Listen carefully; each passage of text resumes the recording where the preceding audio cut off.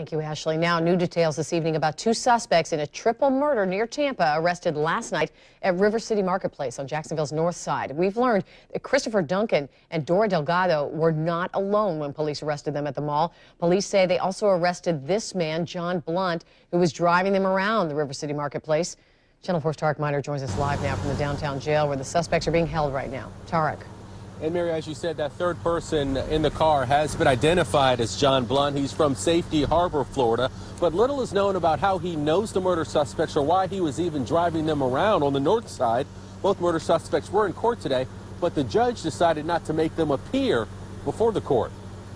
A Duval County judge decides not to call the murder suspects in front of court, instead setting a date for 26-year-old Christopher Duncan and 38-year-old Dora Delgado to return in a few weeks. That past date is only a technicality because the duo will likely be transferred back to Pasco County to face charges for the murders of 3 people in what may have been a planned-out hit. Drugs may be involved in this case, and it may be a targeted hit. Duncan, Delgado, and Blunt were arrested Thursday night at the River City Marketplace, sitting inside a parked car in front of a local business. Police say Blunt's car was observed in the parking lot. Police quickly boxed them in, finding Blunt behind the wheel, Delgado in the passenger seat, and Duncan in the rear.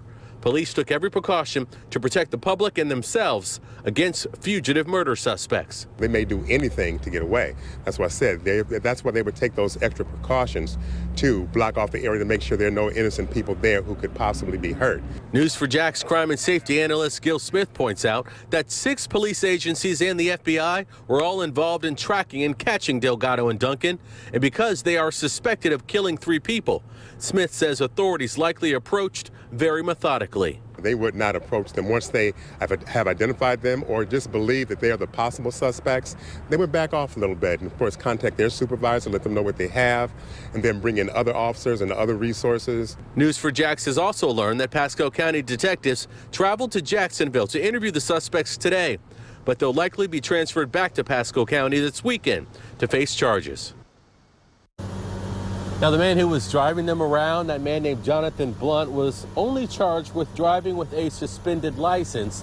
Those other 2 suspects will be held without bond until they are transferred back to Pasco County. Live at the Duval County Jail, I'm Tarek Miner, Channel 4, the local station.